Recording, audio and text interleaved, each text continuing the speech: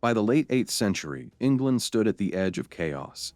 From the cold, rugged lands of Scandinavia came wave after wave of Viking raiders. These fierce Norsemen descended upon England's shores, bringing fire, steel, and death. The Viking Age had begun. England, a patchwork of small kingdoms like Wessex, Mercia, and Northumbria, was no match for the brutality and skill of the Viking warriors. From the infamous raid on Lindisfarne in 793, England would endure almost 2 centuries of constant Viking threat. As the 9th century turned into the 10th, Viking forces didn't just pillage, they began to settle. The Danelaw was established in the north and east of England, where Viking laws and traditions held sway. One man who rose against the Viking tide was Alfred the Great, King of Wessex. He stemmed the Viking advance, establishing a fragile peace. But despite his efforts, the Viking presence was now deeply entrenched in the land.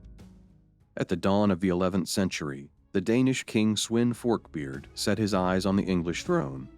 He launched his final campaign. England, weakened by internal strife and the lack of a strong king, couldn't resist his might.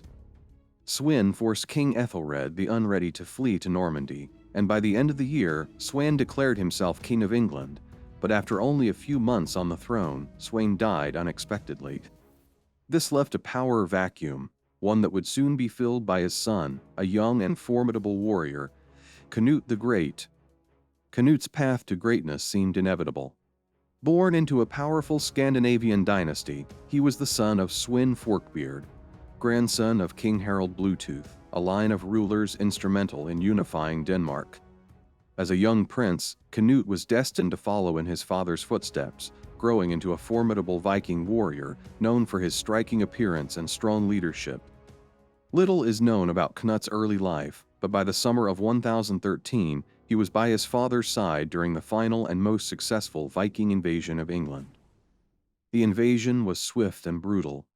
The English resistance collapsed under the might of the Viking forces, and by the end of the year, King Ethelred, unable to defend his kingdom, fled to Normandy, leaving Svend Forkbeard in control of England. For a brief moment, the Viking dream of ruling England was realized. Svend Forkbeard sat upon the English throne, the first Viking king of the realm. But his reign would be tragically short. In early 1014, Svend died unexpectedly, leaving his hard-won kingdom in turmoil.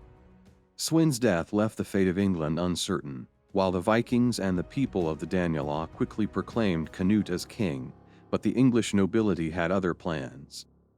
The powerful nobles rejected Cnut's claim and recalled Ethelred from exile in Normandy. England once again was plunged into conflict.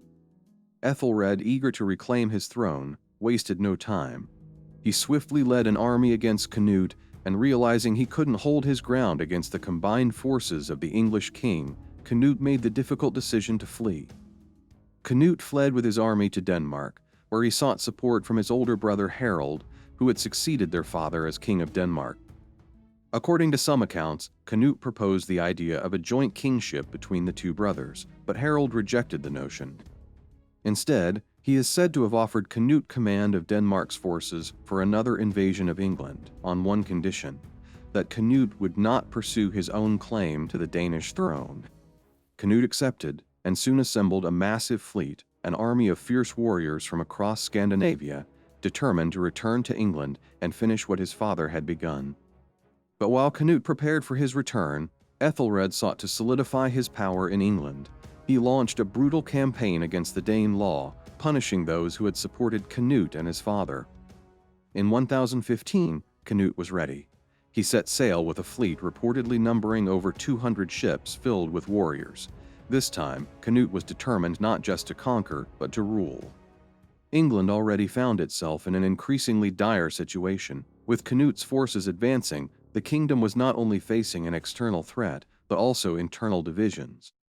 Key players began to shift allegiances. One of the most significant figures to switch sides was Edric Streona, the powerful and ambitious ealdorman of Mercia.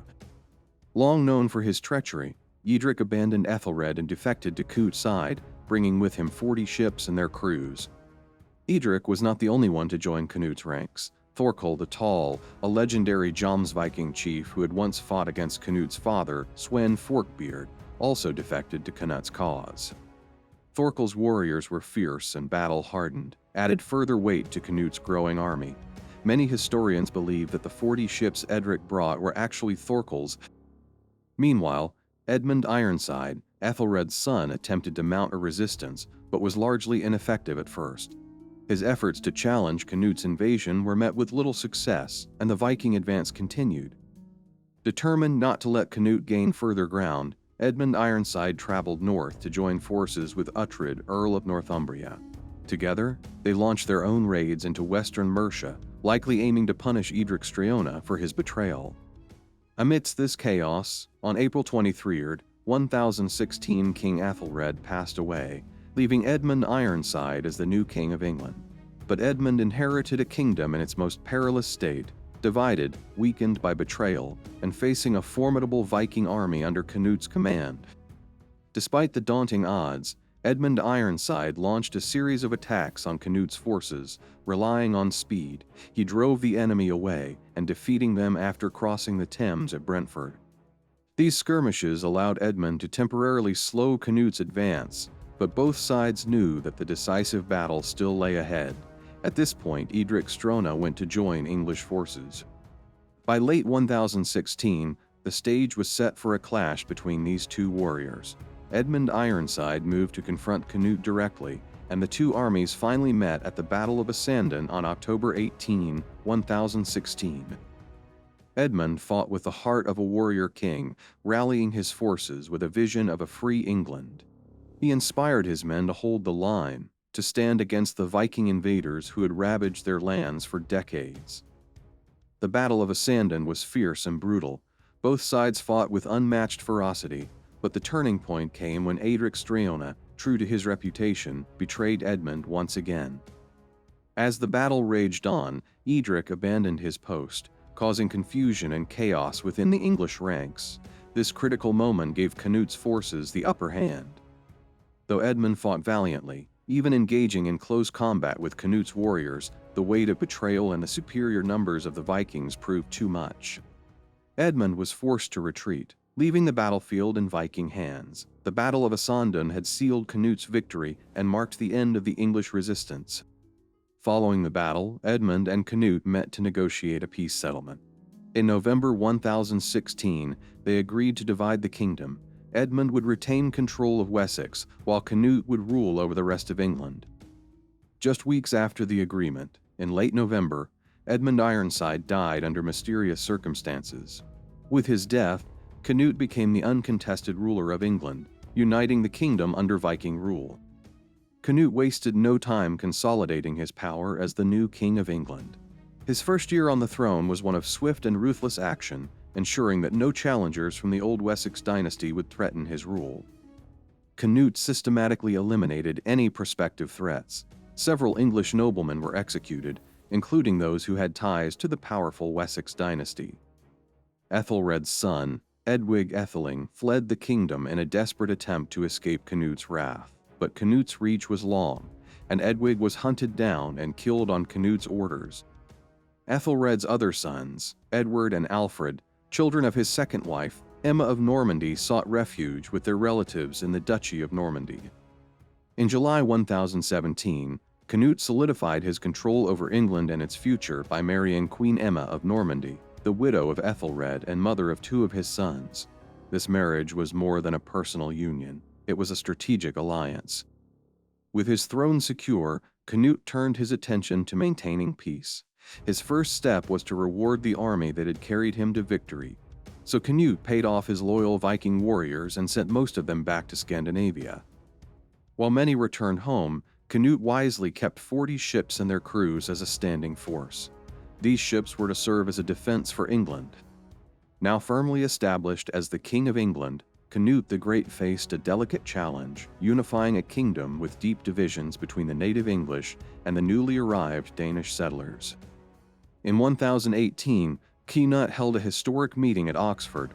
At this council, it was agreed that the English and Danish populations would live together under a common set of laws.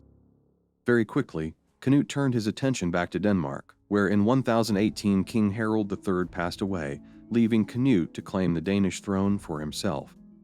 By 1020, Cnut was back in England, his hold over Denmark secured. He appointed his young son Harthacnut as Crown Prince of Denmark, ensuring that the Danish throne would remain in his family's hands. With his rule in both England and Denmark secure, Cnut's ambitions grew. His vision was not just for a unified kingdom, but for a powerful North Sea empire, a realm that would stretch across England, Denmark, Norway, and beyond. By 1028, Cnut's influence had expanded even further.